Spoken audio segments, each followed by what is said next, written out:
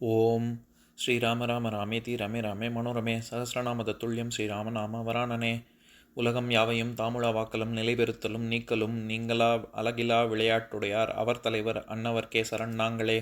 எத்திர எத்திர ரகுநாத கீர்த்தனம் தத்திர தத்திர கிருத்தமாஸ்தகாஞ்சலிம் வாஷ்பவாரி பரிபூர்ணலோச்சனம் மாருதிம் நமது ராட்சசாந்தகம்.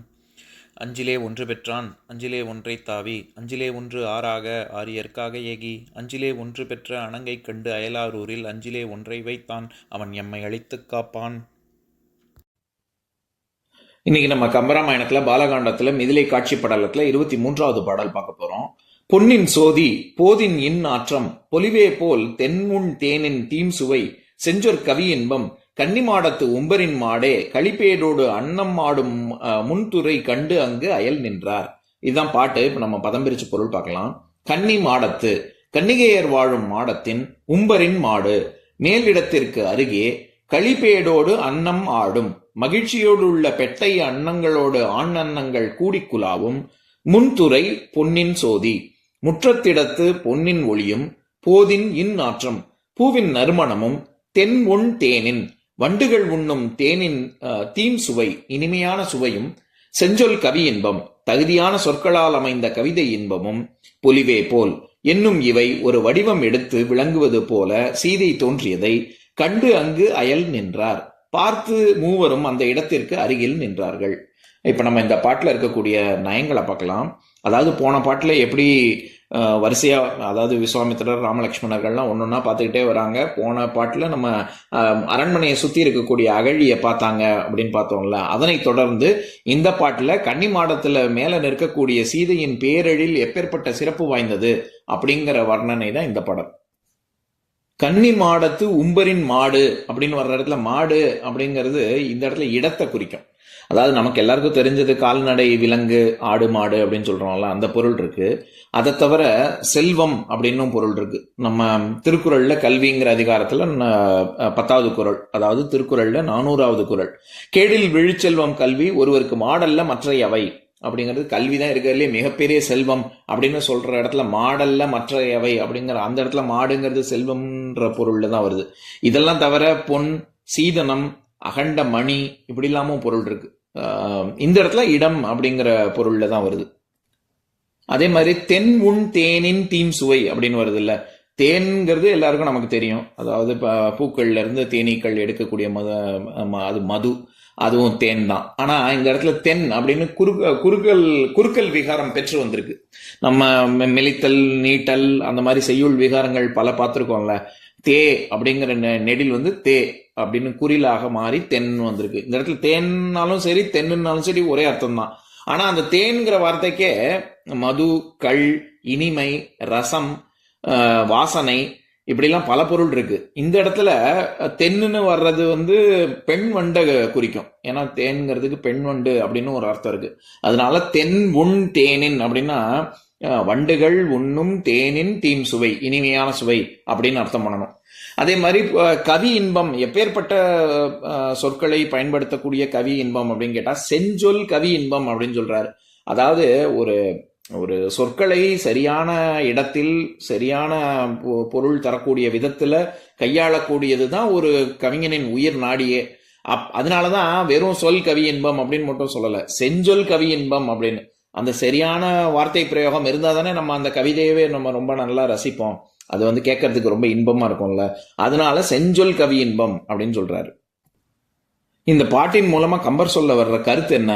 அதாவது ஐம்பொறிகளால் நமக்கு கிடைக்கக்கூடிய இன்பங்கள் எல்லாவற்றுக்கும் ஒரு வடிவம் கொடுத்து அதெல்லாம் ஒரு வடிவம் கொடுத்தா, ஒரு பெண் வடிவம் கொடுத்தா அதுதான் சீதை அப்படின்னு சொல்ல வர்றாரு.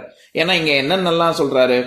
பொன்னின் ஜோதி, பூவின் நறுமணம், தேனின் தீம் சுவை, செஞ்சொல் கவி இன்பம் அப்படின்னு 4 வருது. அதாவது பொன்னின் ஜோதிங்கிறது ஒளியையும், பூவின் நறுமணம் அப்படிங்கிறது நாற்றத்தையும், தேனின் தீம் சுவை அப்படிங்கிறது சுவையையும், செஞ்சொல் கவி இன்பம் அப்படிங்கிறது ஓசையையும் குறிக்கக்கூடிய அந்த ஒவ்வொரு ஐம்பொறிகள்ல இந்த 4ம் வருது.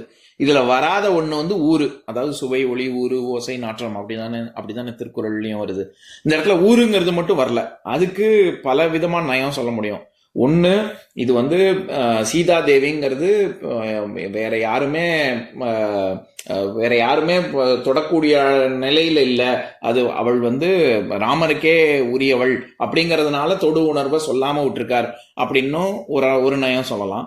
இன்னொன்னு இனங்குறித்தல் அப்படின்னு ஒண்ணு இருக்கு, நம்ம ஏற்கனவே பார்த்திருக்கோம். அதாவது சமஸ்கிருதத்துல உபலட்சணம், தமிழ்ல இனங்குறித்தல் அப்படின்னு. நன்னூல்ல 359வது நூற்பா, ஒருமொழி ஒழிதன் இனங்குளர்க்கு உரித்தே அப்படின்னு. அதாவது ஒரு சொல் தன்னுடைய பொருளையும் குறித்து தனக்கு இனமான பொருளையும் சேர்த்து குறித்து வருவது இனங்குறித்தல் அப்படின்னு. நம்ம உதாரணங்கள் கூட பார்த்திருக்கோம். கதிர்வேல் வெற்றிலை தின்றான் அப்படின்னா அவன் வெத்தலையை மட்டுமா தின்னான், அவன் பாக்கும் சேர்த்து, பாக்கு சுண்ணாம்பு எல்லாத்தையும் சேர்த்து தானே சாப்பிட்டான். அது ஆனா வெற்றிலை தின்றான் அப்படின்னு மட்டும் தானே சொல்றோம். அது தன்னுடைய இனமான பாக்கு சுண்ணாம்பு எல்லாத்தையும் சேர்த்து குறிப்பதனால இது வந்து இனங்குறித்தல். அது மாதிரி ராமன் சோறு உண்டான் அல்லது சாதம் சாப்பிட்டான் அப்படின்னா அங்க குழம்பு, வெறும் சாதத்தை யாரும் சாப்பிட முடியாதுல்ல. குழம்பு, ரசம், தயிர், அப்பளம் இதெல்லாம் சேர்த்து தானே சாப்பிட முடியும். ஆனா வெறும் சாதம் சாப்பிட்டேன் அப்படின்னு மட்டும் தானே சொல்றோம். அந்த மாதிரி இங்க வந்து இனங்குறித்தல் அந்த இலக்கண விதியின்படி இங்க வந்து ஊருங்கிறத சொல்லாம மிச்ச 4 மட்டும் சொல்லியிருக்காரு அப்படின்னும் பொருள் சொல்ல முடியும்.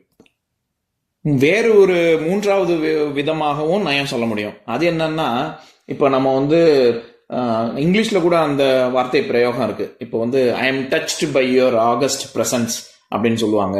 இல்லாட்டி அவன், நம்ம தமிழ்லையும் சொல்லுவோம்ல, அவன் ரொம்ப பிரமாதமா ஒருத்தன் நடிக்கிறான், அந்த நடிப்பை பார்த்துட்டு நம்ம அப்படியே வியந்து அப்படியே நெஞ்ச தொட்டுட்டான் அவனோட நடிப்புல. நிஜமாவே தொடுறாங்களா அந்த இடத்துல? இல்ல இல்ல, அந்த இடத்துல தொடுதல் அப்படிங்கிறது அவங்களுடைய ஆரா, அதாவது அவங்களுடைய தேஜஸின் காரணமாக நம்ம அவங்க அருகில சென்று நம்ம வந்து 2 பேரா இல்ல ரொம்ப நெருங்கிட்டோம் அப்படிங்கிற அர்த்தம். அது அந்த அர்த்தத்துல கூட இங்க அவர்கள் சொல்லலாம். ஏன்னா சீதையை கிட்டக்க நெருங்கிட்டாங்கல்ல அவங்க, அவளுடைய அந்த அளவுக்கு பேரழகியாக சீதை இருக்கிறாள் அப்படின்னு சொல்றாரு. இங்க பொலிவே போல் அப்படிங்கிறத வேறு விதமா கொண்டு கூட்டி படிச்சு அப்படியும் பொருள் சொல்ல முடியும். அதாவது என்னன்னா, எப்படி நம்ம செஞ்சொல் கவியின்பம் பொலிவே போல் அப்படின்னு கொண்டு கூட்டி படிச்சோமோ அந்த மாதிரி பொன்னின் ஜோதி பொலிவே போல், போதின் இன்னாற்றம் பொலிவே போல், தென்முன் தேனின் பொலிவே போல், செஞ்சொல் கவியின்பம் பொலிவே போல் அப்படின்னு தனித்தனியா கொண்டு கூட்டி படிச்சு எப்படி பொன் ஒளி வீசுதோ அந்த மாதிரி ஒளி வீசக்கூடிய அழகை பெற்றவள் சீதை. போதின் இன்னாற்றம், எப்படி இது ஒரு பூவின் ரொம்ப நறுமணம் வீசுதோ அப்பேற்பட்ட நறுமணம் வீசக்கூடிய சீதை அப்படின்னு ஒன்னொன்னுக்கும் ஒவ்வொரு இன்பத்துக்குமே தனித்தனியாக அப்பேற்பட்ட பொலிவு பெற்றவள் அப்படின்னு பொருள் சொல்ல முடியும். அதே மாதிரி களிப்பேடோடு அன்னம் ஆடும் முன்துறை அப்படின்னு மேல் மாடத்துல அன்னங்கள், ஆண் பேடுங்கிறது அங்க பெண்ணை குறிக்கும். பெண், நம்ம ஏற்கனவே பேடுங்கிற சொல்லலாம், பெட்டை நான் கூட சொல்லியிருக்கேன். பெட்டை, பேடு இதெல்லாம் வந்து பெண், இது பறவைகளை குறிக்கும். அந்த இடத்துல களிப்பேடோடு அன்னம் ஆடும் அப்படிங்கிறதுக்கு நம்ம வந்து பெண் அன்னங்கள் ஆண் அன்னங்களோடு கூடிக்குலாவும் அப்படின்னு அர்த்தம் பார்த்தோம்ல. அதுக்கும் இன்னொரு விதமா பொருள் சொல்ல முடியும். என்னன்னா, மேல் மாடத்துல இந்த களிப்பேடு அப்படின்னு சொல்றது மகிழ்ச்சியாக இந்த தோழிகளோடு சீதை விளையாடுகிறாள் அப்படிங்கிற இடத்துல தோழிகள் எல்லாம் பெட்டை அன்னங்களாகவும், சீதையை வந்து அது அந்த பெண் அன்னங்களுக்கு அரச அன்னமாக திகழும் சீதை அவர்களோடு சேர்ந்து விளையாடுகிறாள் அப்படின்னும் பொருள் சொல்ல முடியும். இப்ப நான் பாட்டை இன்னொரு தடவை படிக்கிறேன், கேளுங்க. பொன்னின் சோதி போதின் இன்னாற்றம் பொலிவே போல், தென்முன் தேனின் தீம்சுவை, செஞ்சொற் கவி இன்பம், கன்னிமாடத்து உம்பரின் மாடே, களிப்பேடோடு அன்னமாடும் முன்துறை கண்டு அங்கு அயல் நின்றார். இன்னொரு நாள் இன்னொரு பாட்டு பார்க்கலாம். ஓம் சாந்தாகாரம் புஜகசயனம் பத்மநாபம் சுரேஷம் விஸ்வாதாரம் ககனசத்ரசம் மேகவர்ணம் சுபாங்கம் லக்ஷ்மீகாந்தம் கமலநயனம் யோகி ஹிருத்யானகம்யம் வந்தே விஷ்ணும் பவபயஹரம் சர்வலோகைகநாதம். உம்பரோடு இம்பர்காரும் உலகம் ஓர் ஏழும் ஏழும் எம்பெருமான் என்று ஏத்தி இறைஞ்சி நின்று ஏவல் செய்ய தம்பியரோடும் தானும் தருமமும் தரணி காத்தான் அம்பரத்து அனந்தர் நீங்கி அயோத்தியில் வந்த வள்ளல். ஓம் பூர்ணமதః பூர்ணமிதம் பூர்ணாத் பூர்ணமுதஸ்யதே பூர்ணஸ்ய பூர்ணமாதாய பூர்ணமேவாவசிஷ்யதே. ஓம் சாந்தி சாந்தி சாந்திः. ஓம் சர்வேஷாம் ஸ்வஸ்திர்பவது, சர்வேஷாம் சாந்திர்பவது, சர்வேஷாம் பூர்ணம் பவது, சர்வேஷாம் மங்களம் பவது. ஓம் சாந்தி சாந்தி சாந்திः. ஓம் சர்வே பவந்து சுகினः சர்வே சந்து நிராமயாः சர்வே பத்ராணி பஷ்யந்து மா கஷ்சித் துக்கபாக் பவேத். ஓம் சாந்தி ஷாந்தி ஷாந்தி.